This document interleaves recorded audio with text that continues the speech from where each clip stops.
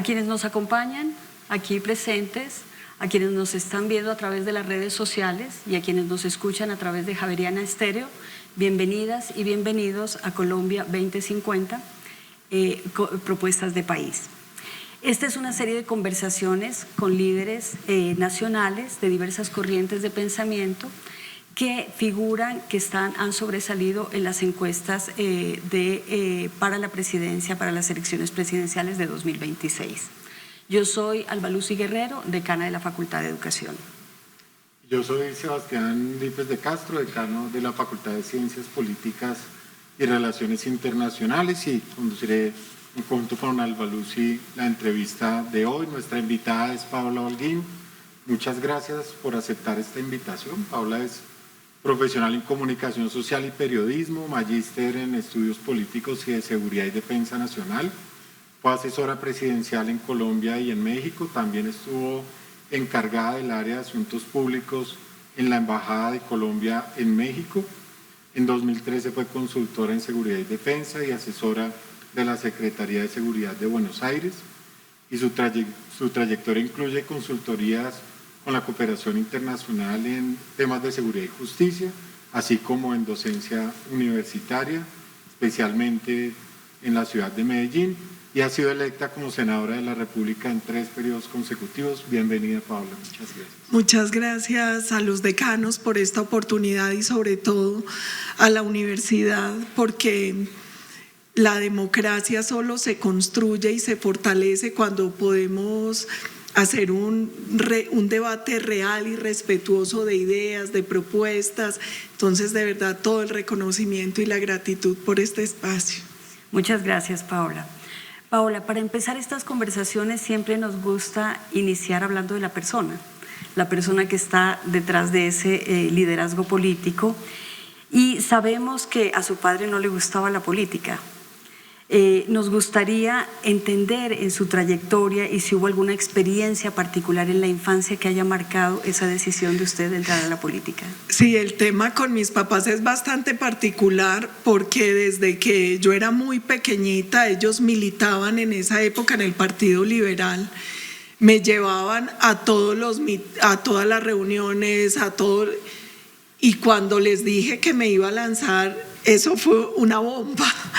Les pareció la peor idea, les pareció horrible. Yo les decía que extraño que se enojen cuando me llevaron todo el tiempo y me decían, pero a ayudar, nunca a lanzarse, porque ellos no entendían cómo alguien quería lanzarse a hacer política, pero sabían, y así me educaron desde pequeñita, que como ciudadano uno tiene una obligación de participar en política. Entonces ellos ayudaban a financiar campañas, eran militantes de los que van a todas las reuniones de los partidos y eso, pero jamás ninguno de los dos se lanzó, y les pareció pésima idea que yo me quisiera lanzar. Yo ya perdí a mis papás, pero me imagino que en el cielo pensarán que soy muy terca, porque yo finalmente desde los 4 años les dije que quería ser presidente y toda la vida estudié, me formé pensando en eso. Entonces, puede que ya no tengan tanta rabia conmigo y que al final piensen que hice lo que desde muy chiquitica sentía en mi corazón. Porque desde los 4 años yo les dije que yo quería ser presidente de Colombia. Paula, sabemos que ha escrito varios libros sobre su trayectoria, las figuras políticas que la han influenciado. Cuéntenos por qué la literatura, o cómo cree que la literatura puede incidir en narrar la historia política de un país. Es que yo creo que parte de lo esencial cuando uno hace política es reconocer sin traumas y sin amarguras el pasado, porque esa es la raíz. Eso es parte del ADN de lo que somos como nación, y también analizar lo que se ha hecho bien y lo que no. A mí, algo que me ha frustrado, yo he trabajado con varios gobiernos en distintos países, es que muchas veces no exista memoria. Y pareciera que cada que hay una elección de un nuevo gobierno, cada uno quiere llegar a inventar nuevamente el hilo negro. Y yo digo, debería ser diferente. En lo público no está bien que se pierda tiempo. No está bien que se pierdan recursos, no está bien que se pierda un conocimiento que debería estar ahí. Entonces, por eso a mí me parece tan importante escribir, porque yo siento que las experiencias, lo que se hace bien, lo que se hace mal, hay que recogerlo, reconocerlo, hay que repensarlo para poder ir sentando unas bases, porque yo siento que en parte, por ejemplo, en Colombia, aquí cada política es política de gobierno, aquí no hay políticas de Estado, no hay políticas de largo plazo, no hay políticas consensuadas y construidas como desde diversas orillas, y yo creo que eso limita mucho el desarrollo real nuestro como país. Paola, en su experiencia profesional, usted ha desarrollado un arduo trabajo en temas de seguridad. ¿Qué estrategia propondría ahora para abordar este tema en esta nueva etapa del país? Yo creo varias cosas. Lo primero es que nosotros deberíamos desideologizar y despolitizar la seguridad, porque todo el mundo piensa que la seguridad es un tema de derecha, de militaristas, de fuerza pública, y en realidad la seguridad es un derecho humano y un bien público. Y sin seguridad es casi imposible garantizar cualquier otro derecho, porque la vida depende de que haya seguridad, por ejemplo. El libre tránsito, el desarrollo económico está muy ligado al tema de seguridad. Entonces, lo primero que yo creo que es importante es que por encima de ideologías y de partidos entendamos la seguridad como una obligación del Estado y como ese derecho humano y bien público que tenemos que garantizar. Lo segundo que yo creo que es importante es entender la seguridad desde una visión integral, porque muchos se enfocan solo en prevención y muchos solo en represión, y yo creo que la visión tiene que ser de prevención, represión y control y rehabilitación.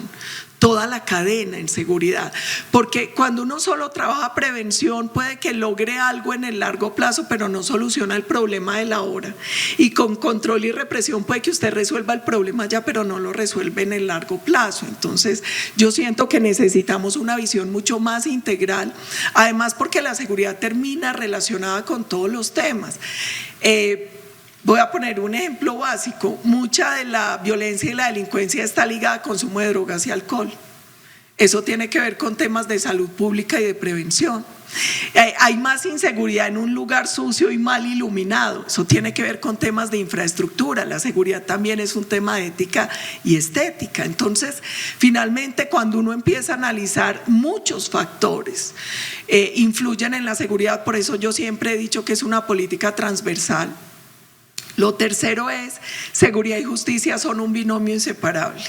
Usted puede tener la mejor fuerza pública, la mejor política de seguridad, pero si usted tiene altísimos niveles de impunidad, como sucede en Colombia, su país es caldo de cultivo para la delincuencia y la violencia, porque todo crimen termina siendo de cálculo costo-beneficio. Entonces los delincuentes, cuando ven que robar, matar, traficar droga en un país como Colombia, la posibilidad de ser capturado y judicializado es de 3 de cada 100 casos. Según algunos exfiscales, pues así es muy difícil que el ciudadano entienda la importancia del respeto a la ley, a la autoridad. Entonces, desideologizar y despolitizar, una visión integral y entender seguridad y justicia como un binomio inseparable. Creo que una primera estrategia urgente es el control institucional del territorio. Según la Defensoría del Pueblo, hoy en Colombia hay 809 municipios con presencia o amenaza de estructuras criminales. Eso es más del 70% del territorio. Y cuando hablamos de control institucional, es que el control no es solo a través de la fuerza pública, es que tiene que llegar todo el Estado al territorio, porque los espacios que usted deja grises, pues los ocupa la criminalidad y empiezan generando una especie como de estado paralelo sustituto que es muy peligroso y muy delicado.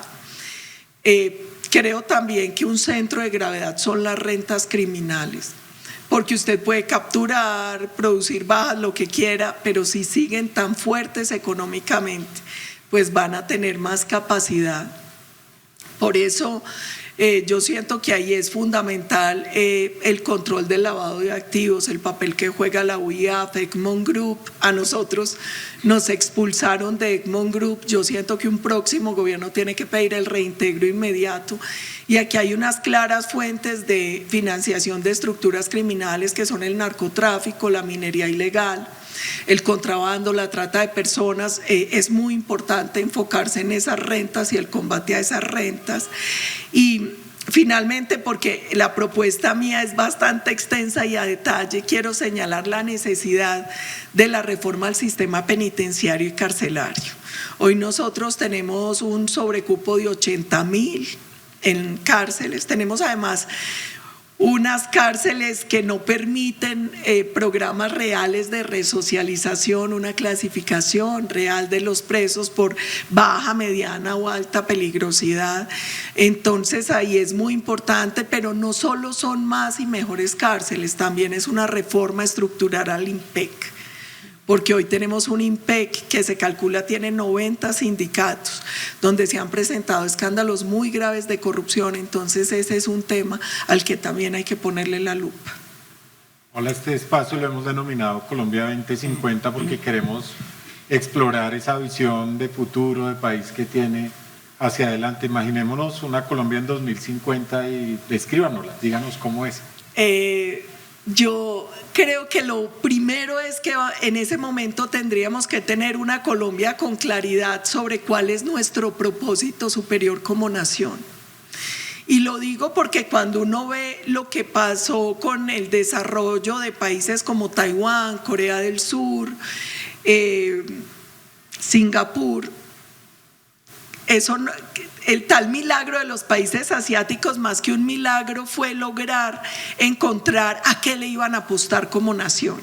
Y el sector público, el sector privado, la academia, todos se enfocaron hacia ese propósito. Entonces yo creo que en el 2050 ya vamos a tener clarísimo ese propósito superior como nación. Vamos a apostar todos los sectores a ese propósito.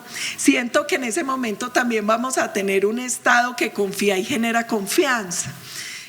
Yo me quejo mucho porque siento que el Estado en Colombia es demasiado grande, tiene muchas reglas, pareciera que todo el tiempo piensa que el ciudadano y que el empresario lo van a tumbar, van a hacer trampa. Yo quisiera un Estado que confíe más y también un Estado que sea tan transparente, tan sólido, que el ciudadano confíe más en él y que la comunidad internacional confíe más en nuestro Estado. Me sueño también que tengamos, que en el 2050 ya seamos un gran hub energético, un gran hub digital.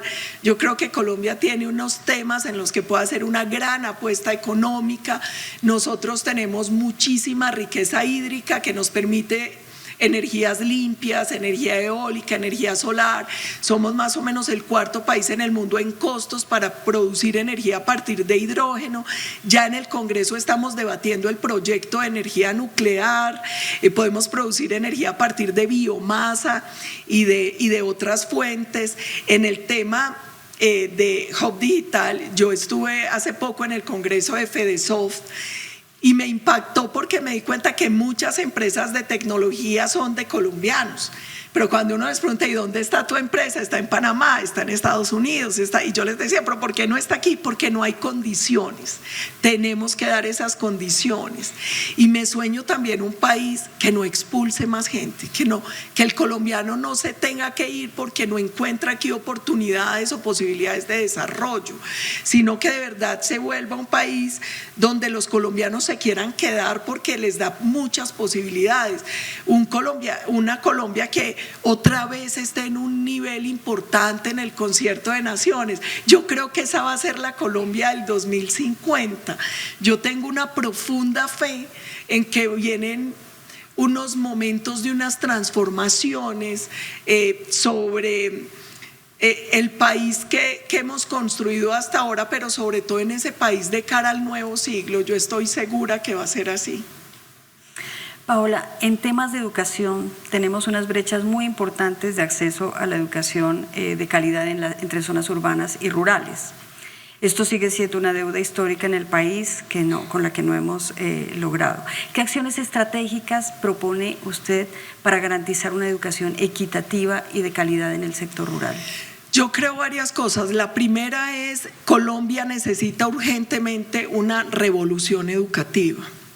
Y cuando hablo de una revolución educativa es que los colegios y las universidades deberían trabajar para los estudiantes y no para el Ministerio de Educación.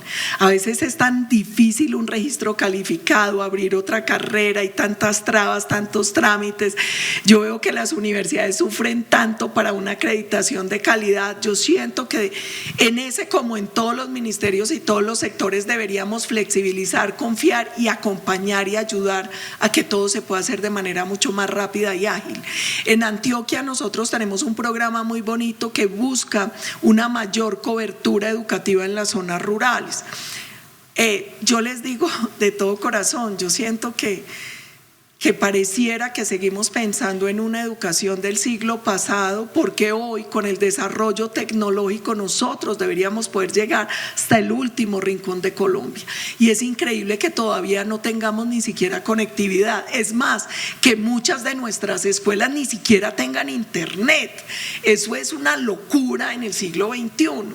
Y ahí hay un tema importante y es, existe cómo conectar todo el país. Hay muchas maneras, porque hoy hay a través de los satélites es fácil. Antes nos decían que el problema era nuestra topografía y no sé qué, pero hoy con internet satelital esa no puede ser la razón. La otra es el tema de costos, y alguna vez cuando elaboraron el informe de pobreza digital, yo hablé con varias empresas y nos decían, en Colombia se saca a subasta el espectro ya para un periodo de 10 años porque se amplió. Me decían, pero es muy costoso. Hay países donde no cobran eso. Si ustedes no lo cobraran o bajaran el precio, nosotros podríamos garantizar 100% de cobertura. Entonces yo creo que tenemos que garantizar mayor cobertura, que tenemos que generar estímulos para poder llevar más docentes de calidad a las zonas rurales y cambiar también un poco nuestros modelos pedagógicos, porque hoy los jóvenes aprenden de manera diferente y yo creo que eso también es sumamente importante. Y yo tuve la experiencia, yo he sacado muchas leyes en temas de educación porque creo que ese es el foco de la gran transformación país. Y por ejemplo, yo fui la autora de la estampilla para la Universidad Digital de Antioquia. Es una universidad 100% digital que hoy tiene cobertura en todos los departamentos del país. Incluso ya hay personas privadas de la libertad que estudian en esa universidad a través de ese modelo. Entonces yo creo que la única forma de superar la deuda es si entramos a una revolución del siglo XXI. Y el problema no es solo cobertura, también es calidad, también es pertinencia, porque a veces educamos con modelos que no están a tono con lo que está pidiendo el mercado. También vemos universidades como esta que hacen esfuerzos enormes en calidad, en pertinencia. Yo vi un caso que me impactó mucho en Bucaramanga, Campus Lance, que es un instituto para estudiantes de estrato 1, 2 y 3 y solo los forman en programación. Es una formación intensiva de 10 meses, solo 3 áreas: habilidades blandas, bilingüismo y programación de computadores. Y me impactó porque después de 10 meses de formación intensiva, el 85% de los muchachos salían con empleo formal. Entonces yo creo que parte del debate que tenemos que dar también es qué está pidiendo el mercado global hoy y qué podemos ofrecer. Para mí es un poco frustrante. Yo soy madrina de un programa que se llama Women CISO, donde formamos mujeres en ciberseguridad y en inteligencia artificial. Y mi sueño es que hoy esas áreas pues estén en los colegios desde kinder, que los niños puedan aprender programación de computadores, que puedan aprender temas de habilidades blandas, que haya bilingüismo en todos los colegios, que aprendan educación financiera. En Alemania les enseñan a ahorrar desde el colegio. Yo creo que Esos son temas importantes y yo siento que lo único que necesitamos es un poquito de audacia y pensar más allá de lo que siempre nos dicen que es políticamente posible en estos temas. Paola, también pensando en este tema de la educación, ya lo mencionó, pero el acceso a la educación superior es muy limitado, particularmente en jóvenes de sectores vulnerables. ¿Qué estrategias propondría usted en términos de cobertura y calidad? Y también, ¿qué piensa del ICETEX? ¿Reformaría el ICETEX? Bueno, lo primero es que yo no creo en la estatización de la educación. Yo creo que es muy importante que haya educación pública y privada, creo que son complementarias y además yo les confieso que yo soy libertaria en materia económica, entonces yo amo que exista competencia y competencia por calidad. Entonces yo creo que el Estado puede subsidiar oferta o demanda, o ambas. Es decir, que puede seguir financiando universidades públicas, pero que también puede financiar voucher o herramientas para que el que quiera pueda ir a estudiar a una universidad privada. A mí me parece que ese es un esquema maravilloso, que usted tenga libertad de decidir dónde se va a formar, que si quiere la pública vaya a la pública, si quiere la privada vaya a la privada y que el Estado le facilite, subsidiando oferta y demanda, que usted pueda elegir en qué universidad estudiar. Yo tengo una deuda con el ICETEX, porque yo me eduqué con recursos del ICETEX, mi hermano hizo el pregrado con recursos del ICETEX, entonces yo le creo al ICETEX. El 90% de los estudiantes de ICETEX son estrato 1, 2 y 3. Entonces yo siento que hay que fortalecerlo y transformarlo, porque es una fuente importante, es una forma importante de financiación para quienes en un momento no tenemos los recursos y queremos estudiar en una universidad privada. Yo pude estudiar en una universidad privada gracias al ICETEX, mi hermano estudió en una universidad privada gracias al ICETEX. Lo que yo creo es que tenemos que buscar mecanismos y garantías para que pueda ser muy bajito el interés, para premiar a los que se esfuercen y tengan altos rendimientos educativos, pero yo sí le creo, yo le creo a un Estado que es capaz de subsidiar oferta, o más que subsidiar, es de promover, de apalancar oferta y demanda, porque la educación sí es la gran herramienta de la revolución. Y también tengo que ser clara, pues seguimos con una cobertura en educación superior que solo es un poco más del 50%, pero lo grave es que el 47% de los muchachos que entran al sistema terminan desistiendo y muchas veces también es por temas económicos. Entonces la otra cosa es cómo brindamos acompañamiento, porque a veces no basta el tema de la matrícula. Bueno, pasando al tema de empleo, quisiera plantearle pues el escenario complejo en el que nos encontramos, donde pues vemos que la gran mayoría de personas se encuentran en la informalidad y por tanto pues no accede a los servicios de seguridad o a la seguridad social que da precisamente la formalidad. Entonces, ¿cómo tratar de cambiar las circunstancias para estas personas y tener pues muchas más vinculadas como al empleo formal? Yo creo varias cosas. La primera, la única manera de generar empleo es si hay más inversión, si hay más empresas, si hay más apoyo al emprendimiento, uno. Y la inversión solo llega a los países cuando encuentra seguridad física, seguridad jurídica y cierta estabilidad política. Eso ayuda muchísimo a atraer la inversión. Nosotros somos un país muy poco competitivo, muy poco atractivo para la inversión. Primero, porque tenemos dificultades para garantizar la seguridad física. Dos, porque en el índice de complejidad corporativa somos el quinto peor país del mundo para hacer negocios, porque es un país hiperregulado y donde permanentemente se cambian las reglas de juego.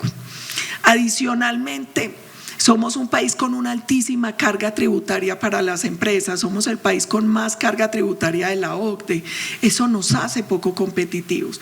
Y hay un tema fundamental que no nos ayuda: la rigidez y los sobrecostos laborales.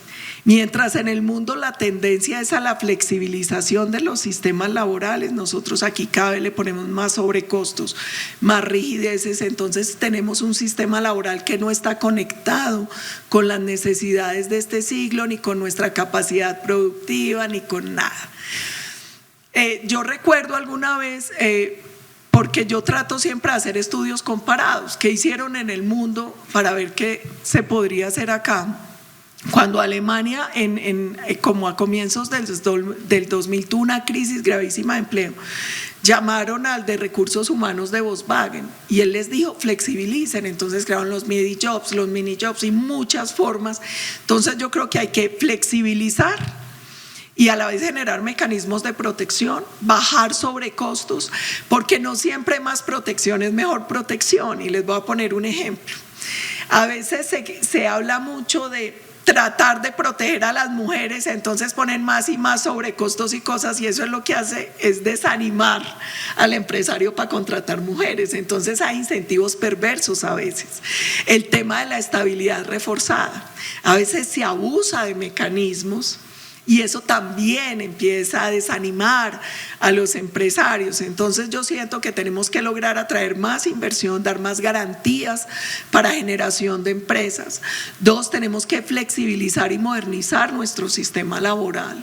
Y yo en eso, pues respetuosamente, fui muy crítica de la última reforma laboral, muy crítica, y creo que es nociva para la generación y la formalización de empleo. Y el tercer tema importante es Colombia no ha aprovechado suficiente que es un país de emprendedores. Nosotros somos el tercer país con más emprendedores en la OCDE, somos uno de los países con más startups creadas por personas de menos de 35 años. Pero no hemos entendido que eso necesita que fomentemos acceso a capital de riesgo, acompañamiento y todo ese tema del que hablamos ahora de flexibilización y de garantías de estabilidad y acompañamiento, porque si no, nuestras empresas, nosotros somos un país donde más del 90% son micro, pequeñas y medianas empresas. Nosotros necesitamos acompañar para que las empresas puedan madurar y pasar a otro nivel. Eso ayuda mucho al crecimiento económico. Hablando de este tema, ¿es difícil o cómo ve o se puede hacer un balance entre esa flexibilización, ese incentivo, digamos, a la inversión, pero también con una garantía de derechos laborales? ¿Es posible avanzar? Yo estoy segura que es posible el balance. Además, yo soy muy amiga de unos sindicatos en Colombia que me acompañaron mucho en toda esta pelea contra la reforma laboral y yo de ellos he aprendido mucho. Uno de esos sindicalistas, Fernando Cadavid de Sintracontexa, me impresionó porque en un foro dijo, es que el salario mínimo no se decreta, lo termina imponiendo el mercado. Usted por decreto puede subirlo lo que quiera, pero si lo hace impagable, lo que termina haciendo es que las personas o las empresas vayan a la informalidad. Y ellos además tienen una concepción súper linda de la economía. Carlos Valverde, sindicatos como UTIPEC y muchos sindicatos muy modernos que gracias a Dios hay hoy en Colombia.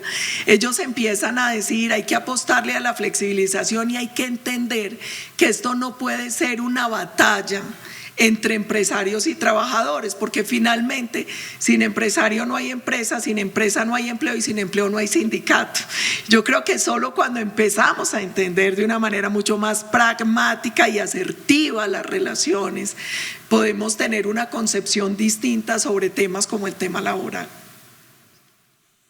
Una gran preocupación que existe es nuestro sistema de salud, que enfrenta una crisis financiera y de desconfianza ciudadana.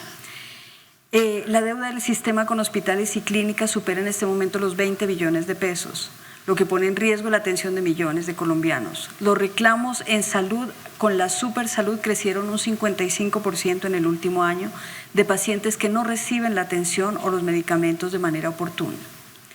¿Qué propone para lograr un sistema sostenible manteniendo la alta tasa de cobertura y mejorando la calidad de la atención?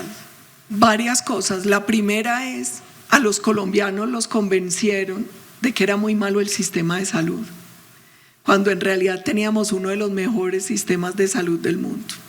En los últimos 32 años nosotros logramos pasar en cobertura de alrededor del 25% al 99%, en un sistema de aseguramiento mixto y solidario que permitió que el 50%, un poco menos, fuera régimen contributivo y los demás regímenes y los demás pertenecían al régimen subsidiado. En un sistema además donde los mismos médicos atendían al rico y al pobre en las clínicas y hospitales. Mucha gente no entendió que el país en 32 años había logrado un sistema donde habíamos multiplicado la cobertura llegando casi a universal, donde el gasto de bolsillo propio se había reducido de manera ostensible. Mire, aquí los estudiantes son muy jóvenes, yo soy muy viejita, yo tengo más de 50 años y cuando yo nací, solo tenían salud los empresarios formales a través del Instituto de Seguros Sociales, porque solo el Estado brindaba salud. Los demás tenían que ir de su bolsillo a salud privada o a Caridad.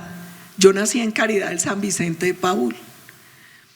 Hoy, gracias a este sistema, el gasto de bolsillo propio se redujo y la cobertura, vuelvo y digo, es del 99%, que lamentablemente no siempre se traduce en atención oportuna y teníamos que hacer unos ajustes. Pero yo creo, primero, que hay que rescatar el sistema de aseguramiento mixto y solidario porque funciona y funcionaba bien. Creo que hay que hacer varios ajustes. Primero, porque el problema del sistema más que de plata es de corrupción. El anterior superintendente de salud, Fabio Aristizábal, encontró 70 formas de defraudar el sistema de salud, desde falsos pacientes, falsos tratamientos, contratación amañada, evasión y elusión, 1000 maneras de defraudar. Eso hay que controlarlo. Y en eso, gracias a Dios, hoy hay tecnologías como la inteligencia artificial, Big Data, blockchain, un montón de cosas que nos permite mayor trazabilidad del sistema de salud. Entonces, yo creo que hay que empezar a transparentar el sistema. Y ahí les voy a poner el ejemplo de Taiwán. Taiwán tiene la historia clínica digital. Y saben su nombre, su identificación, sus enfermedades, sus preexistencias, qué médico la atiende, qué tratamiento le hace, qué medicamento le da. Y como son interoperables los sistemas, el nivel de corrupción es casi cero. Entonces, hoy es posible hacerlo. La otra cosa importante es cómo vamos a sanear el sistema, porque además de esos casi 30 billones, parece que hay otras platas no registradas y se calcula hoy que pueden ser 50 billones de déficit. Eso va a requerir, primero hay que titular la deuda, hay que reconocer qué se debe y a quién se debe, y eso exige hacer una auditoría sobre las cuentas. Dos, como vamos a tener un déficit fiscal en el 2026 muy grande, vamos a necesitar hacer acuerdos de pago. Vamos a necesitar vender algunos activos, entonces nos va a tocar ir a renegociar y a pedir unos fiaditos, como dirían en mi tierra, y es, venga, cambiemos parte de deuda por cruce de impuestos, algunos beneficios, pero tenemos que volver a generar confianza en el sistema de salud. Y yo creo que hay que hacer algunas reformas, y voy a poner un ejemplo para generar ahorros. Hoy cada EPS tiene que atender sus pacientes de enfermedades huérfanas o de alto costo. En muchos países el mecanismo es que las EPS atienden sus pacientes, pero los que tienen enfermedades huérfanas o de alto costo van a un solo sistema para generar economías de escala. Yo creo que nosotros tenemos que evaluar esa posibilidad.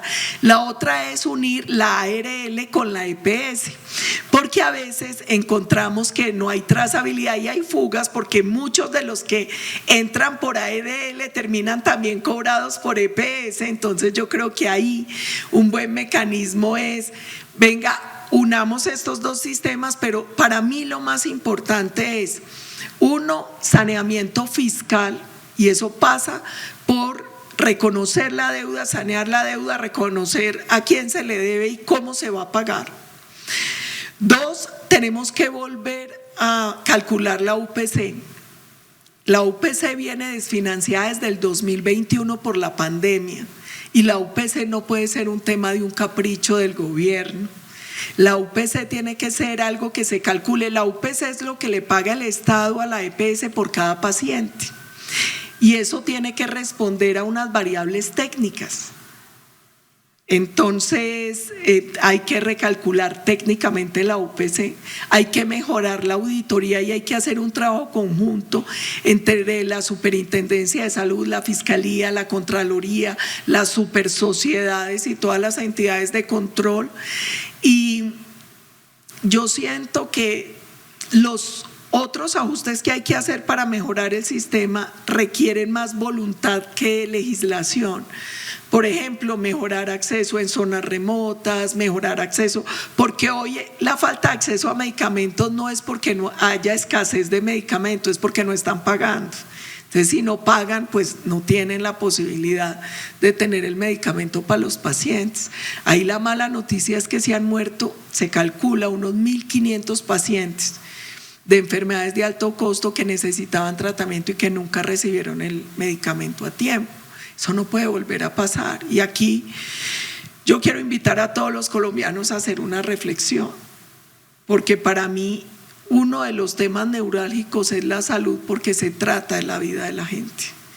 Y rescatar el sistema de salud tiene que ser prioridad para todos los candidatos, no importa el partido, no importa la ideología, porque ahí nos estamos jugando la vida de los colombianos. Entonces yo lo que les pediría es: volvamos al sistema de aseguramiento mixto solidario, fortalezcámoslo, hagamos el saneamiento fiscal, mejoremos todos los controles y las herramientas para evitar la corrupción y empecemos a generar unos mecanismos que nos permitan mejorar atención, mejorar prevención, mejorar también el necesario reconocimiento al personal de salud. Sentémonos a conversar universidades, Ministerio de Educación, de Salud y los gremios, porque necesitamos más especialistas y no pueden tener miedo a dejar graduar más especialistas, porque hoy tenemos un déficit.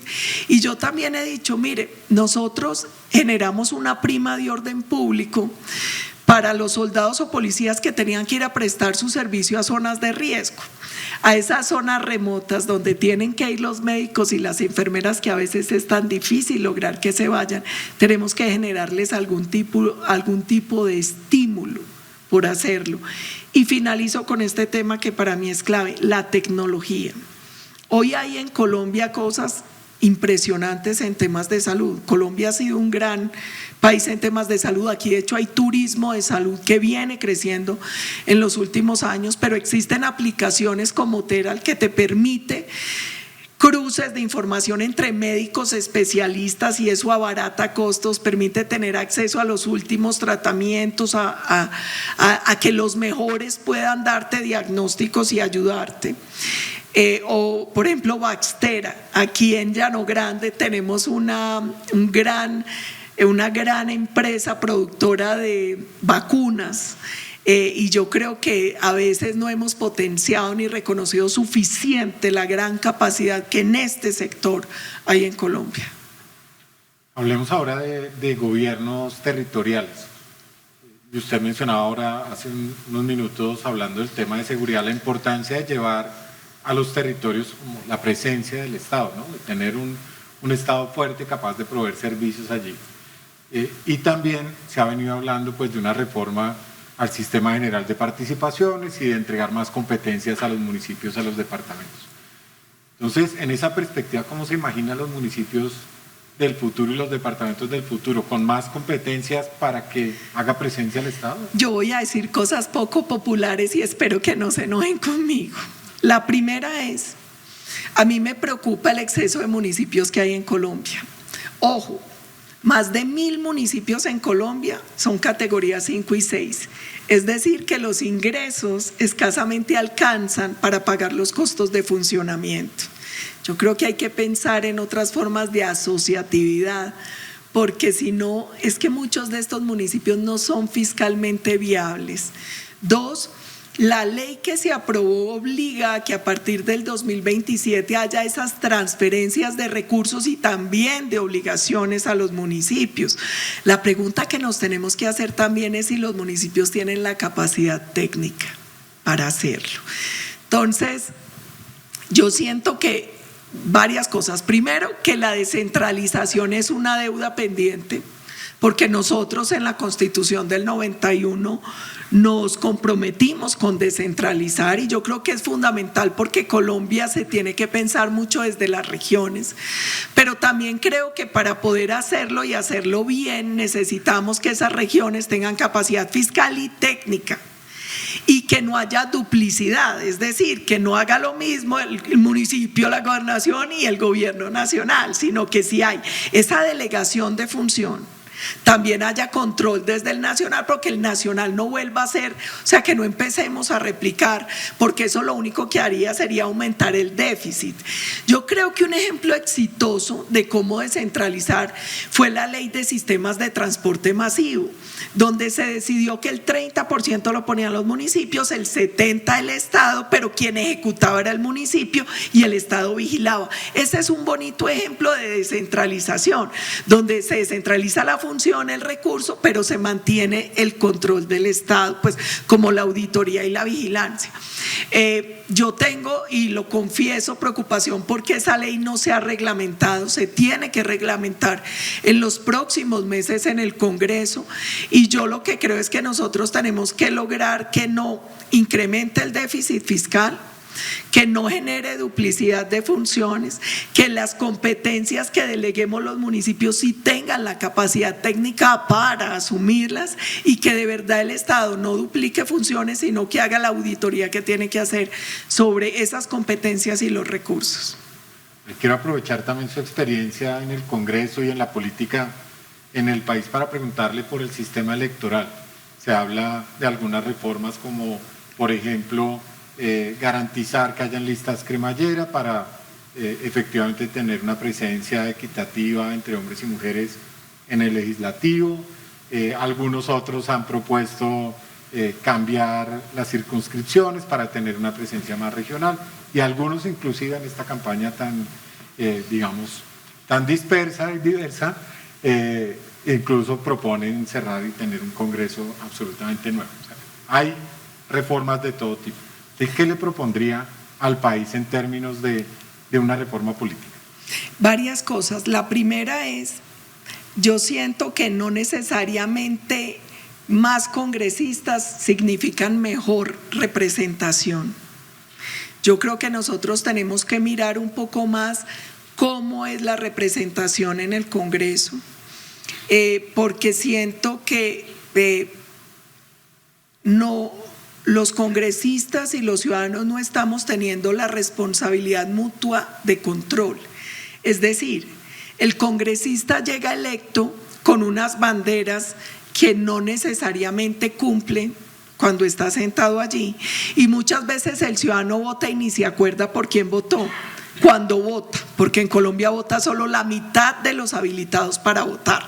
Entonces yo creo que nuestro sistema necesita muchos ajustes. El primero es que fomente la participación de los ciudadanos, que el ciudadano vuelva a confiar en las instituciones y a encontrarle sentido a la democracia y al voto, porque es que solo votan la mitad de las personas habilitadas en el censo electoral.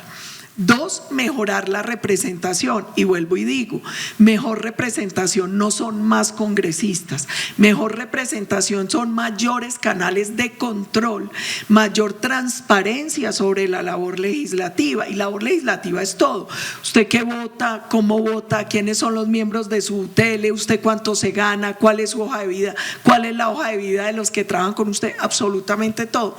De hecho, antes de llegar al Congreso por primera vez, que fue en 2014, yo hice pública mi hoja de vida, mi declaración de renta, la hoja de vida de mi UTL, y en ese momento, y es que todavía no hay esa exigencia legal, pero por transparencia yo lo hago, y año a año cuelgo mi declaración de renta, mi colilla de pago, las hojas de vida de la gente que trabaja conmigo, porque es que a mí me pagan los ciudadanos, entonces ellos tienen que tener derecho a auditar todo.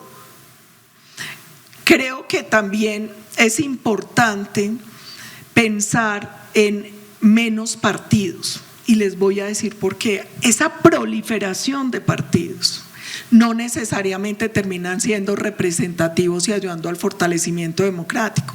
Muchos terminan siendo simples empresas electorales que venden avales o los negocian, y eso no deben ser los partidos. Una democracia fuerte necesita partidos fuertes, partidos donde el ciudadano sepa que si vota por A, estos son los postulados y las ideas del partido, y si votan por B son estas, y donde no empiece uno a ver candidatos que cambian de partido como cambiando de camiseta, porque eso no es serio. La democracia necesita partidos serios, partidos fuertes, partidos con doctrina, partidos donde el ciudadano sepa a qué atenerse si vota por uno u otro partido. Y yo soy defensora a ultranza de la lista cerrada. ¿Por qué? Primero, porque en las listas abiertas se terminan canibalizando los candidatos del propio partido, porque los votos del partido son los mismos y se los terminan compitiendo los candidatos del partido. Pero adicionalmente eso tiene un problema, y es que para el Consejo Nacional Electoral termina siendo casi imposible hacer una auditoría real de las cuentas, porque si usted se pone a ver, vamos a elecciones al Congreso. Cada lista a Senado puede tener más de 100 candidatos.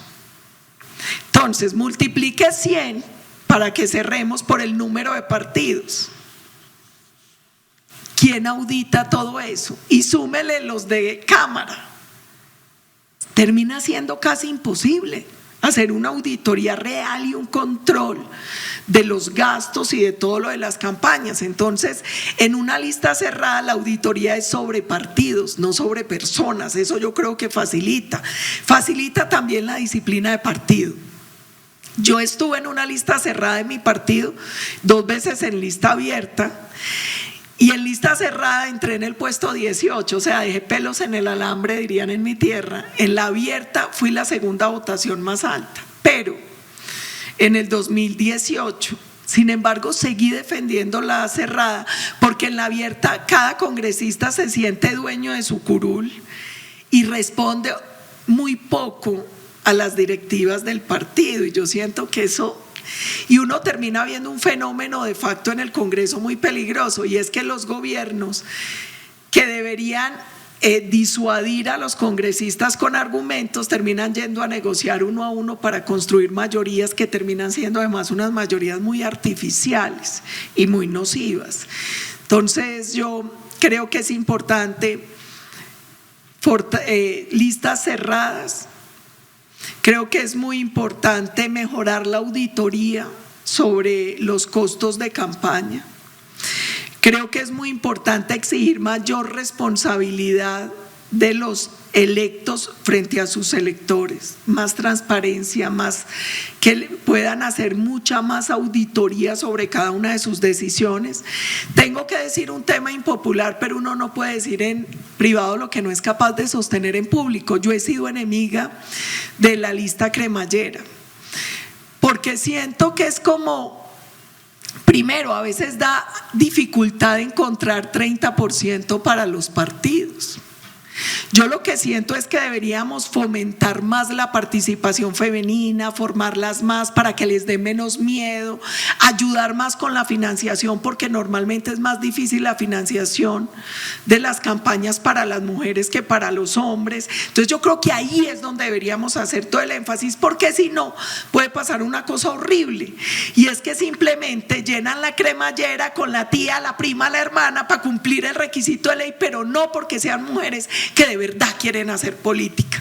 Y yo en eso tengo un problema, y es cierto orgullito, donde a mí no me gusta que me regalen nada. A mí me gusta ganar en franca lid, ganando con votos, como tiene que ser en democracia, no porque me regalen una curul, sino porque yo fui capaz de salir, de convencer, de ganar los votos y de ganarme la curul. Entonces, yo más que lista cremallera creo que nuestra obligación es ayudar a fomentar, a promover el liderazgo femenino. Y además no me gusta porque, les voy a poner un ejemplo, en Ciudad Bolívar nosotros tuvimos un consejo donde el 70% eran mujeres y el 30% hombres. Entonces van a obligar a meter más hombres. ¿Por qué? Si la gente quiso votar por mujeres.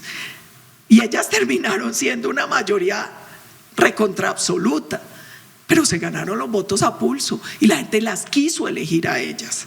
Entonces yo siento que en democracia tiene que ser el voto libre, formado o informado el que elija.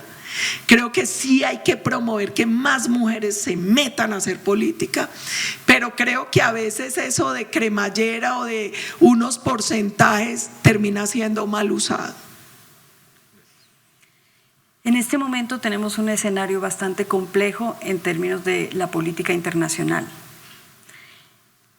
¿Cuál debería, considera usted, la postura de Colombia frente al gobierno de Donald Trump y los cambios de la geopolítica global?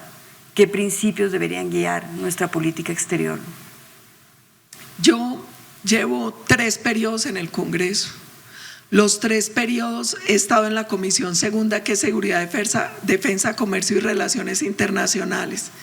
Y los 3 periodos, por obra de Dios será, porque no encuentro la explicación, he sido parte de la Comisión Asesora de Relaciones Exteriores, donde tienen asiento los expresidentes. Y encontramos varias dificultades. La primera es que las relaciones internacionales no se pueden manejar simplemente con un criterio de afinidad ideológica. Las relaciones internacionales se tienen que manejar con cierto pragmatismo, pero también entendiendo los intereses superiores de la nación. Es decir, ¿qué es lo que más beneficia a Colombia? Ese tiene que ser el criterio. Y además unas relaciones internacionales serias, institucionales. Uno no puede manejar las relaciones internacionales por Twitter, uno no puede manejar las relaciones internacionales con arrebatos. Las relaciones internacionales y la diplomacia requiere aplomo y tiene canales. Las relaciones internacionales tienen una institucionalidad que se ha forjado a lo largo de décadas. Entonces, primero, frente al tema de Estados Unidos, yo tengo una preocupación enorme porque Colombia hace más de 200 años tiene relaciones diplomáticas con Estados Unidos. Simón Bolívar fue el primero en nombrar un representante de Colombia allí. Unas relaciones además que han sido bipartidistas, no importa qué gobierno, si es demócrata o republicano, siempre hemos tenido buenas relaciones. Unas relaciones muy marcadas también por las agendas de Colombia y las agendas de Estados Unidos en temas de seguridad, de lucha contra el narcotráfico, de lucha contra el terrorismo, pero también unas relaciones económicas muy fuertes. Nosotros exportamos más o menos el 30% de nuestros productos a Estados Unidos, y de Estados Unidos importamos más o menos el 30% también. 70% de eso que importamos no lo produce Colombia, que eso es un tema bien importante. Y Estados Unidos es nuestro principal socio comercial. Ahí también hay un tema importante. Uno debería ser práctico y aprovechar las coyunturas. Hoy que está Estados Unidos en la pelea con China, nosotros deberíamos aprovechar para hacer un mercado cercano para Estados Unidos. Adicionalmente, Estados Unidos financia gran parte de los programas humanitarios y de fortalecimiento institucional y de desarrollo en Colombia, que ese es otro tema no menor. Y obviamente en temas de seguridad y defensa es fundamental para nosotros la relación con Estados Unidos. Hoy tenemos muchos problemas. Tenemos un país desertificado. Hacía 30 años Colombia no era desertificada. La última vez fue 96 y 97, que era presidente Samper.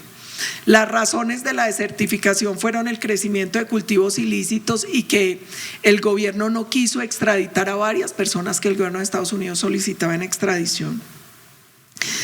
Adicionalmente, por unas declaraciones del presidente Petro, le retiraron la visa y lo incluyeron en la lista Clinton, donde además viene un tema de trazabilidad y de dificultad por la postura del gobierno frente al gobierno de Venezuela y frente a otros temas como el tema de Hamas y todo esto. Yo creo que nosotros debemos recuperar unas relaciones con Estados Unidos sensatas, basadas en los intereses de Colombia, teniendo en cuenta que es nuestro principal socio comercial, que hoy podríamos entrar a jugar un papel económico importante, y también que yo creo que necesitamos una segunda etapa del Plan Colombia, porque hoy tenemos más o menos 300.000 hectáreas de coca. La última medición oficial de Naciones Unidas habla de 253.000 hectáreas que producen más de 2.600 toneladas métricas de cocaína al año, pero esa medición es del 2023.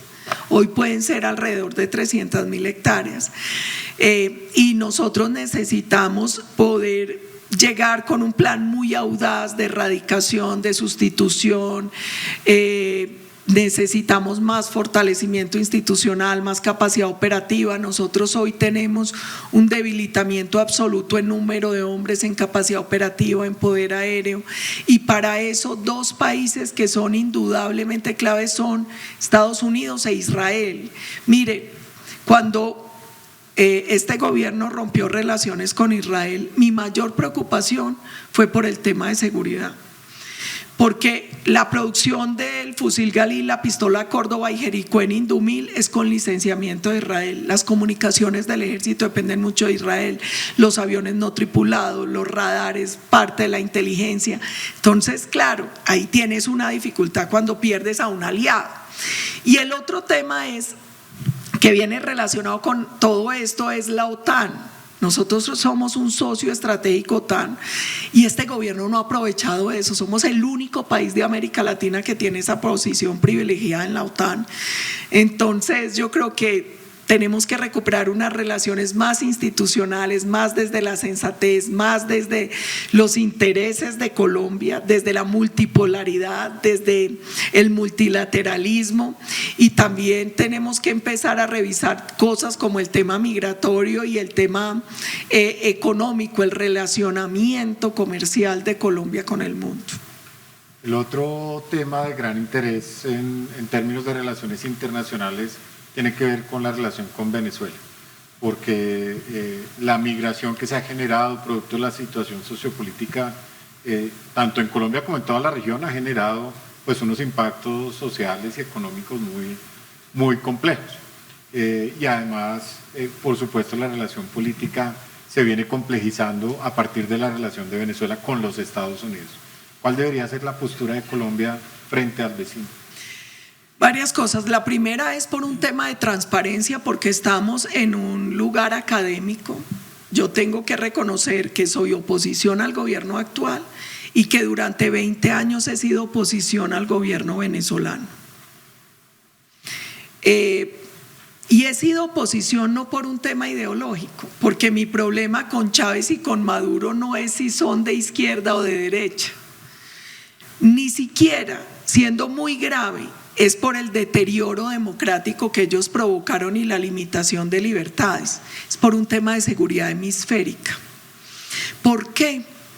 Porque el régimen en Venezuela, que desde los años 90 hay trazabilidad sobre cómo Venezuela está gobernado por lo que se ha denominado el cártel de los soles, que se empezó desde los años 90 a vislumbrar. Aquí hay informes de inteligencia sobre el tema del cártel de los soles y la relación de ese cártel con el ELN, con las FARC, con Hamas y Hezbollah, que ese es un tema fundamental. Eso genera una dificultad enorme para Colombia. Hay un libro que yo recomiendo mucho leer de Eduardo Pizarro León Gómez, que se llama como Las fronteras y la guerra, algo así, y él desde hace años venía advirtiendo cómo Venezuela se convirtió en un país que empezó a dar refugio, albergue y protección a las estructuras terroristas y narcotraficantes de Colombia. Con un agravante, y es que hace años gran parte, por ejemplo, de los hombres de los comandos, hombres y de la fuerza de fuego del ELN no está en Colombia, está en Venezuela. Y en el Congreso del ELN el año pasado ellos se autoproclamaron una guerrilla binacional. Y ahí yo quiero ser clara, ahora que se firmó el memorando de entendimiento para la franja binacional, yo la demandé por inconstitucional. La semana pasada llegó el auto de la Corte Constitucional donde aceptaron la demanda el magistrado Ibáñez. Y la semana pasada tuvimos un debate en el Congreso sobre ese memorando. Yo he dicho que es muy inconveniente, primero porque esa franja binacional es parte de la propuesta que viene desde Chávez. Si ustedes leen la Constitución Política de Venezuela, en el artículo 10, ellos parte del territorio colombiano lo asumen como si fuera de Venezuela. Pero adicionalmente vienen haciendo una apuesta donde Maduro ha jugado ahora un papel clave, y es convertir esa franja en una especie de franja de Gaza. En Gaza la controla Hamas, aquí la controlaría el ELN. Y por eso fue que nosotros vimos que en la crisis que se dio en el Catatumbo en enero de este año, yo no sé si ustedes recuerdan que fue un enfrentamiento entre el ELN y la FARC con un montón de muertos, de desplazados, y una situación que hasta ahora no tenemos la radiografía real y la verdad de todo lo que pasó. El ELN, muchos de los hombres que estaban en Arauca pasaron por Táchira y Zulia Norte de Santander a reforzar a los helenos del Catatumbo para esas masacres con el beneplácito de Maduro. Y ahí también tuvo que ver Diosdado, porque ese combate se dio por un tema de una droga que tenía que ir al cártel de los Soles y terminaron entregándosela al cártel de Sinaloa. Entonces, mis relaciones son simples. Primero, yo no reconozco legitimidad en el gobierno de Maduro, porque él perdió la elección. Las actas fueron públicas 24 horas después y él perdió la elección. Dos, porque allí la información que tenemos desde hace mucho tiempo es clara en el vínculo que ellos tienen con estructuras narcotraficantes y terroristas. Y tres, porque ellos representan un riesgo para la seguridad en el hemisferio. Entonces, yo en esos temas soy clara. Yo también soy clara en que el narcotráfico, el terrorismo hay que combatirlo, porque si no uno termina siendo eternamente su esclavo. Y ahí también, vuelvo y digo, yo prefiero ser políticamente incorrecta, pero ser honesta. Cuando nosotros tuvimos que bombardear el campamento de Raúl Reyes en Sucumbíos, Ecuador, nosotros no tuvimos ninguna sanción internacional significativa, nada, porque era un blanco legítimo de alto valor, porque era un campamento terrorista. El ataque no era contra el pueblo ecuatoriano, no. Era contra un campamento terrorista ubicado en Sucumbíos. En este caso, cualquier ataque contra el cártel de los Soles es legítimo y es legal, porque ellos son un cartel narcotraficante y terrorista que representa un riesgo para la seguridad del hemisferio. Así lo han reconocido algunos países y así lo reconoció el Congreso de Colombia, donde de manera mayoritaria se votaron unas proposiciones en Senado y Cámara que reconocen el cártel como un cártel narcotraficante y terrorista que representa un riesgo para Colombia y la región.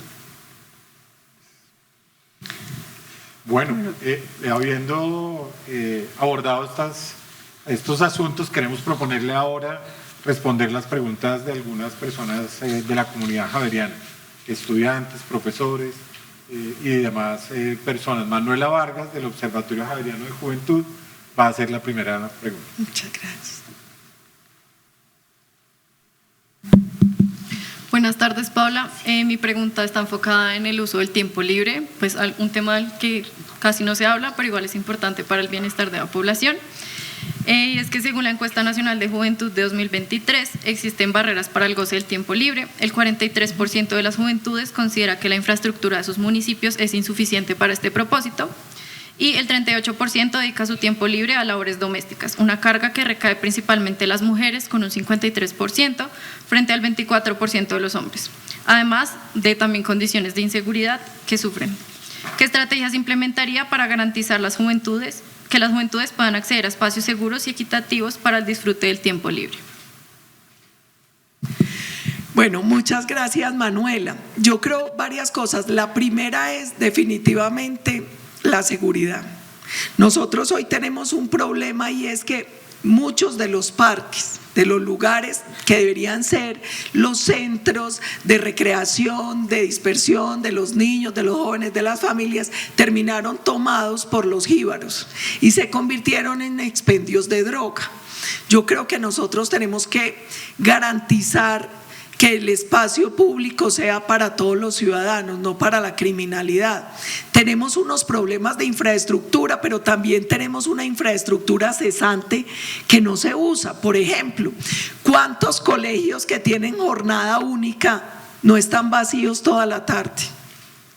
Por eso yo he dicho mucho, qué bueno que empecemos a hablar de escuela abierta.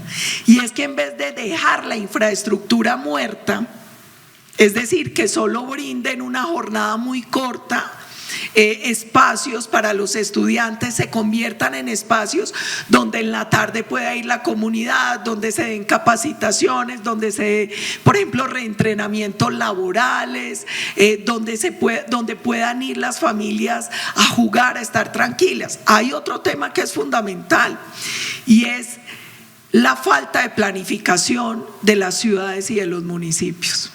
Mire, hay unos estándares que tienen que ver con cuántos metros de zonas verdes tienen las ciudades, cuánta capacidad de infraestructura, y nosotros a veces no tenemos esa conciencia a la hora de diseñar nuestras ciudades. Entonces yo creo que todo eso termina siendo importante, y también ampliar la oferta para los jóvenes. Nosotros hemos dicho mucho que bueno las jornadas ampliadas, pero no es para ponerlos a estudiar todo el tiempo, sino para que puedan hacer deporte, música, promover. En Antioquia en algún momento se hizo una gran red de bandas musicales en todos los municipios, y eso funcionó muy bien, con un principio básico, y es: el deporte da disciplina y el arte da como una especie de sensibilidad, de relacionamiento distinto con el otro, con el entorno, y eso es sumamente útil. Yo creo que el mejor uso, o el poder dar unas alternativas en el tiempo libre, pasa por, primero, recuperar la seguridad integral del territorio; dos, por un mejoramiento de infraestructura y un uso más eficaz, más eficiente de infraestructura que hoy existe y que tiene mucho tiempo muerto; tres, pensar en todos esos programas de jornadas ampliadas, de mayores monitores, de más trabajo de monitor, como de mentoría, de acompañamiento, y ahí uno empieza a encontrar. Nosotros hicimos algún programa donde las mejores universidades y los mejores colegios empezaron a apadrinar colegios con bajísima calidad educativa. Ahí obviamente toca ampliar jornadas y hacer un montón de ajustes, pero ese acompañamiento permitió que casi todos los colegios mejoraran calidad. Yo creo que hay que empezar a pensar en esas cosas. Y voy a decir algo que también yo creo que sería bueno. Miren, los médicos tienen que hacer año rural, los abogados tienen que hacer consultorio jurídico, y muchas carreras de muchos profesionales no brindan ese servicio. Yo creo que tenemos que empezar a pensar en eso, como quienes tenemos el privilegio de estar en la educación superior podemos empezar a brindar apoyos, por ejemplo, para ese tema de uso de espacio libre, un montón de cosas a través de mentorías, monitorías, de trabajo social, sin importar cuál sea tu carrera. En algún momento en unos municipios empezamos a hacer unos programas como de sensibilización de los adultos con la tecnología, y eran jóvenes universitarios los que iban a educar a los abuelitos, a enseñarles a aprender el computador, a usar WhatsApp, a abrir una cuenta de Facebook. Ese tipo de cosas ayudan, y eso también fortalece el tejido comunitario, que yo creo que estamos en mora también de recuperar. Muchísimas gracias. Muchas gracias. Gracias a Manuela. Ahora escuchamos la pregunta de Felipe Cárdenas, del Semillero de Representación Política. Buenas tardes. Paola, usted ha sido senadora desde 2014, considerando que la representación política es un concepto complejo dentro de la democracia, pues implica velar por los intereses de muchos a través de una sola voz. Desde el semillero de representación política quisiéramos preguntarle ¿a qué colombiano siente que representa y tiene claridad sobre quienes depositan su voto y su confianza en su labor política? Muchísimas gracias. Yo creo varias cosas. La primera es, yo cuando hago campaña, mi campaña es mucho pedagógica, porque muchas personas a veces no entienden qué hace un congresista y van y piden un montón de cosas que los congresistas no hacemos. En realidad nuestra labor es legislar, es decir, hacer, derogar, modificar leyes, hacer control político y hacemos algún control, por ejemplo, sobre el tema del presupuesto, pero nosotros no somos ni lobistas de empresa, ni ejecutamos obras de infraestructura, nada de eso. Entonces lo primero que yo trato de hacer es pedagogía, porque a veces llegan a pedir en campañas unas cosas extrañísimas que no son tarea de los parlamentarios. Dos, siempre mis programas desde 2014 y mis proyectos de ley han sido muy claros en el foco. Todo el mundo sabe que cuando vota por mí, primero vota por una candidata que es pro libertad de mercado. Yo siempre defiendo la libertad de mercado, la libertad de empresa, y en eso cuando revisan mis debates, mis proyectos siempre van enfocados en eso. Dos, total defensora de la educación, y por eso si ustedes revisan hay varias leyes mías para dar más presupuesto a la Universidad de Antioquia, a la Universidad del Valle, la estampilla para la Universidad Digital, para que a todas las instituciones públicas de educación superior les tuvieran que regresar el 10% que tienen que descontar a los estudiantes que votan. Un proyecto que no he logrado que se convierta a ley y lo presento cada que puedo es la creación del Sistema Nacional contra la Deserción Escolar. Algún día me pasará, y si no, cuando sea presidente me queda más fácil implementarlo. Muchos en tema medioambiental. Por ejemplo, yo soy autora de la ley que declara al río Aburrá y sus afluentes sujeto de derechos, la ley que convierte a los zoológicos en centros de conservación animal.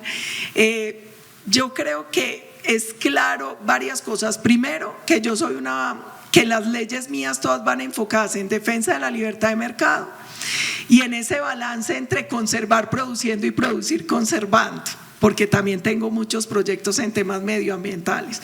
Dos, el tema de la educación, que ahí tengo muchas leyes, gracias a Dios, para mí ese tema es fundamental.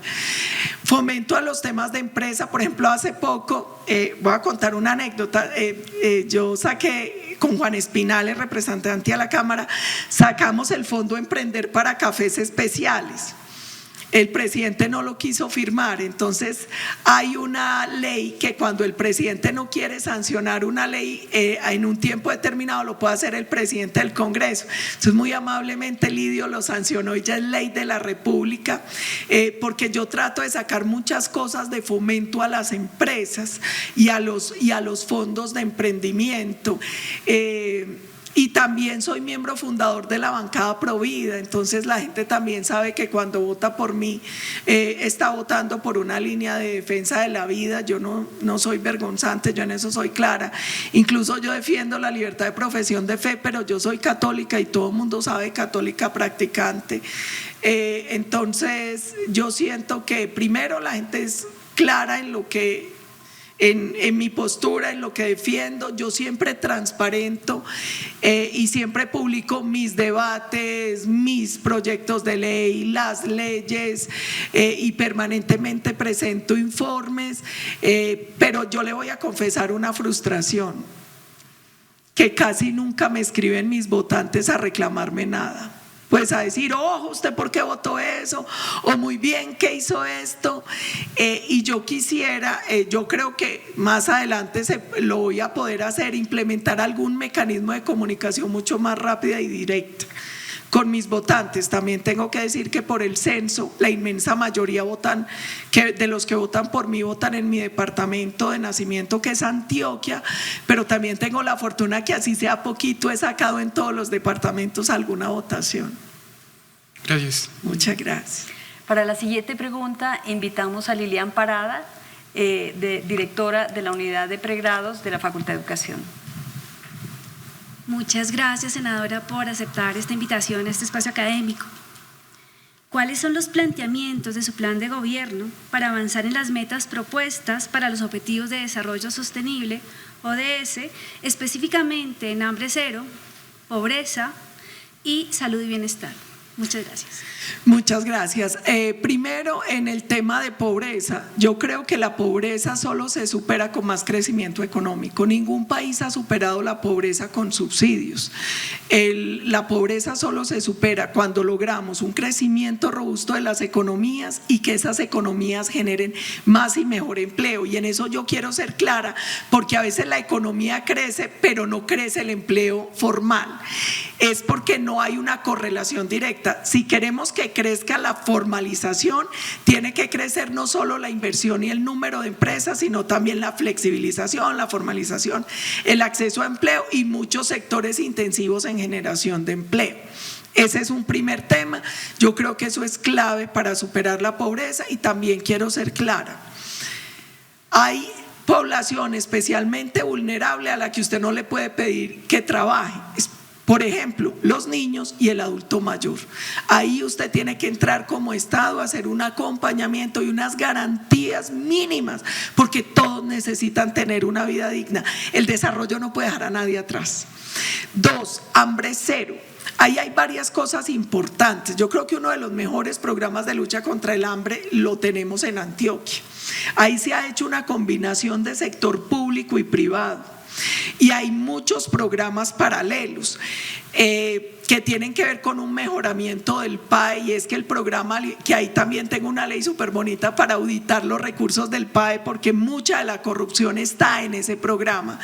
Yo creo que nosotros tenemos que lograr que el PAE sea cobertura no solo en días de escolarización, sino todo el año, y en Antioquia, por ejemplo, logramos esto, y es cuando los niños están en vacaciones se les manda la canasta de alimentos a sus casas para evitar que en esos periodos no tengan la asistencia alimentaria. 2, mejorar la calidad y qué tipo de alimentos hay, que eso también se puede hacer hoy con tecnología. 3, muchos creen que la seguridad alimentaria y la lucha contra el hambre tiene que ver con que seamos autosuficientes, es decir, que produzcamos lo que comemos. Yo creo que no necesariamente. Hay países que tienen seguridad alimentaria sin producir lo que consumen. Es con más riqueza, es con que la gente pueda adquirir los alimentos, todos los alimentos, que sean asequibles. Ahí también creo que es fundamental las leyes que se han logrado sacar contra el desperdicio de alimentos, que eso también es importante para combatir el hambre. Y Colombia hoy tiene una gran ventaja, y es Colombia puede ser un gran productor de ciertos alimentos. Nosotros tenemos agua, tenemos tierra, tenemos todos los pisos térmicos, no tenemos estaciones y podemos producir los 12 meses del año, pero además yo creo que no hay que tenerle miedo al debate, que para mí es muy importante, sobre los bancos de semillas y las semillas genéticamente modificadas para poder tener una mayor producción y poder garantizar ese combate al hambre. Hambre, pobreza y el otro, salud y bienestar. Y en el tema de salud hay varias cosas. Yo ahora dije más o menos el plan para mejorar nuestro sistema de salud, pero me faltó señalar un punto en salud que no mencioné allí, que tiene que ver con el tema de salud mental. Y es que hay un tema claro, y fue que la pandemia, sin duda, la digitalización, el tema de redes y el aumento de consumo de drogas y alcohol ha aumentado los problemas de salud mental en Colombia. Y ese es un tema donde todavía estamos muy flojos. Entonces, además de todo lo que dije para mejorar la prevención, para rescatar el sistema, para generar nuevas economías, eficiencias en el sistema de salud, un tema fundamental ahí también es el tema de salud mental, que yo siento que termina siendo un gran reto en el que todavía estamos muy atrás en cobertura y en capacidad en Colombia. Gracias. Ahora invitamos a Mariana Vargas, miembro del Semillero de Investigación Las Infancias como campo de investigación social y educativa. Buenas tardes, mucho gusto. Yo quisiera preguntarte sobre las desigualdades estructurales en educación y sobre cómo estas recargan el rol docente.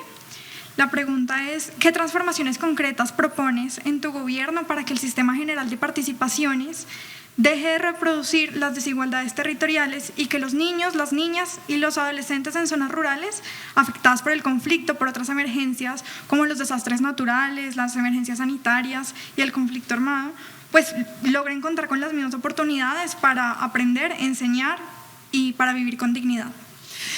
Bueno, varias cosas. La primera es, yo ahora les hablaba en seguridad del control institucional del territorio. Y lo digo porque miren, a veces hay falsos dilemas. A nosotros nos decían, no invierta en seguridad, haga escuelas. El problema es que si usted no invierte en seguridad y no controla el territorio, termina siendo el bandido el que define qué niño puede ir a la escuela o qué no, porque los sacan y se los llevan reclutados, o porque tiene minas antipersonal el camino a la escuela. Entonces, primero, la única forma de garantizar la equidad en educación es si controlamos completamente nuestro territorio. Dos, el tema en el que hice mucho énfasis al comienzo, que es todo el tema de conectividad. La conectividad y las nuevas tecnologías son una gran herramienta para superar la brecha. Hablábamos de cómo mejorar la calidad de los docentes en las zonas rurales y la infraestructura. Por ejemplo, hay herramientas fundamentales como obras por impuestos. Lamentablemente en Colombia obras por impuestos solo son para los municipios PDD y SOMAC, y han mostrado ser una herramienta clave porque en obras por impuestos el privado es el que ejecuta y normalmente es más barato y más rápido. Ese recurso él se lo debería pagar al Estado y yo le digo, no me lo pague, ejecute usted la obra. Ese es un gran mecanismo, por ejemplo, para mejorar infraestructura y todo el tema de capacidad en las zonas rurales de educación. Y hay otra cosa importante y es lo que decíamos ahora de pertinencia. Yo creo que no solo es cobertura y calidad, sino ¿Qué tipo de desarrollo hay en las regiones para poder educar para ese desarrollo y para esa capacidad y para eso que necesitan esas zonas?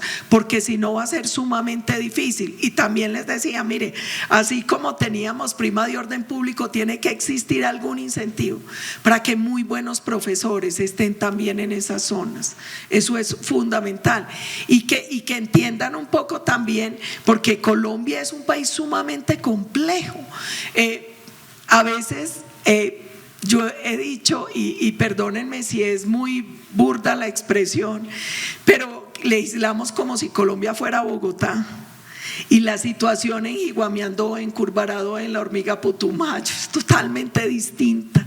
Y la educación debe ser totalmente distinta también, porque debe tener en cuenta esas realidades, esa idiosincrasia, ese entorno, todo eso, porque si no, créanme que va a ser un mar de frustraciones, va a seguir siendo un mar de frustraciones la educación en Colombia. Y también tengo una certeza, lo único que evita la esclavitud eterna de la pobreza en una familia es la educación. Es lo único que hace que el hijo de una familia pobre no tenga que ser pobre. Educación, educación, educación, pero tiene que ser de calidad y pertinencia.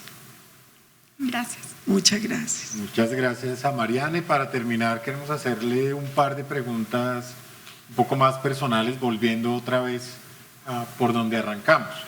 Y aunque tenía pensado preguntarle otra cosa, no puedo dejar de indagar por el impacto que tuvo en usted, en lo personal, cómo lo vivió y cómo se vive al interior de una campaña y de una familia, un hecho tan terrible como el que acaeció con Miguel Uribe Turbay. ¿Qué impacto tuvo en usted? ¿Cómo lo asumió?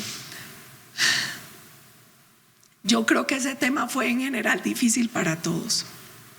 Para mí en lo personal, porque Miguel era un chinche y estaba Miguel, Meisel y yo, y él llegaba a revolcarme el pelo y me abrazaba y me fregaba todo el tiempo, y uno tener que seguir trabajando y mirar que la silla está vacía con esa bandera de Colombia es muy complejo. Además, porque el día que a mí me avisaron de el atentado, yo sentí dolor, sentí rabia y sentí mucha frustración, porque sentí que había fracasado, que fracasé como colombiana, que fracasé como política, porque yo tengo una sobrina de 6 años que se llama Leticia y yo no creí que ella tuviera que vivir lo que yo viví, y era el magnicidio de candidatos presidenciales. Y mucha frustración cuando en el entierro yo vi a Alejandro, el hijo de Miguel, y fue volver atrás, porque Alejandro tiene la edad que tenía Miguel cuando le mataron la mamá, y fue la mafia. Pablo Escobar mató a Diana y la segunda Marquetalia mató a Miguel. La mafia, el narcotráfico, otra vez. Entonces sí, la verdad lo tengo que confesar, y no son buenos sentimientos. Sentí rabia, sentí dolor, sentí frustración, y ha sido muy difícil hacer campaña, porque uno a veces siente que le está haciendo sobre la sangre de un compañero. Y además fue muy frustrante porque Leticia, mi sobrina, todas las noches rezaba, y el lunes, cuando nos avisaron lo de Miguel, se hizo un acto en la gobernación de Antioquia y Leticia me acompañó y se puso a llorar y me dijo que si era culpa de ella. Yo le dije, ¿por qué? Y me dijo, porque ayer fue domingo, llegué muy cansada y me quedé dormida y no recé.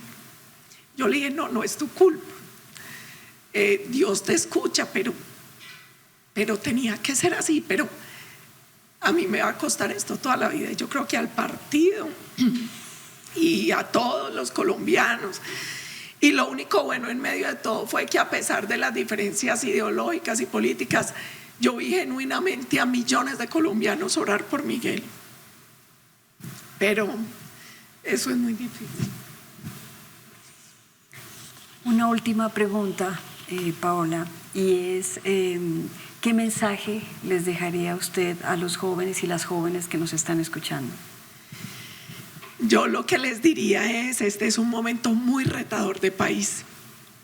Yo sé que a veces no ha sido fácil, pero yo quiero invitar a todos los jóvenes de Colombia a que piensen más allá de lo que les han dicho que es políticamente posible, que piensen que haber nacido en Colombia es un privilegio enorme, que es una bendición de Dios, que tenemos todas las oportunidades, porque Colombia es un país lleno de riqueza, de personas laboriosas, creativas, que son millones y millones de colombianos que hemos luchado sin descanso y que todavía podemos hacer mucho más, que ustedes son el presente, son el futuro, que necesitamos que sigan soñando, creyendo y sobre todo trabajando por esa Colombia que es posible.